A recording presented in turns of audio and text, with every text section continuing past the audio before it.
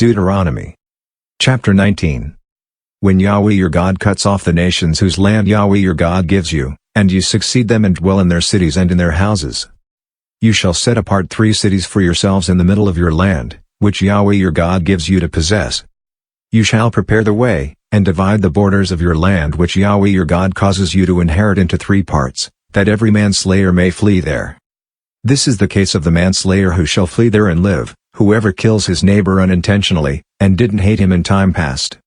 As when a man goes into the forest with his neighbor to chop wood and his hand swings the axe to cut down the tree, and the head slips from the handle and hits his neighbor so that he dies, he shall flee to one of these cities and live.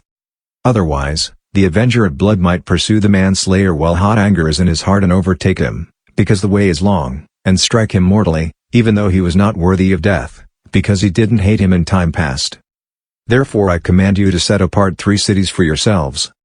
If Yahweh your God enlarges your border, as he has sworn to your fathers, and gives you all the land which he promised to give to your fathers, and if you keep all this commandment to do it, which I command you today, to love Yahweh your God, and to walk ever in his ways, then you shall add 3 cities more for yourselves, in addition to these 3. This is so that innocent blood will not be shed in the middle of your land which Yahweh your God gives you for an inheritance, leaving blood guilt on you.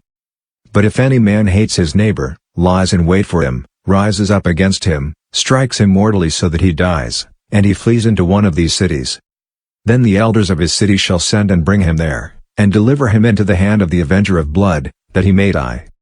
Your eye shall not pity him, but you shall purge the innocent blood from Israel that it may go well with you.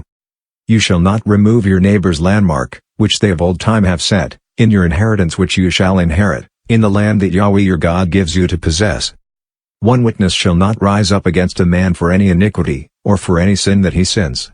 At the mouth of 2 witnesses, or at the mouth of 3 witnesses, shall a matter be established.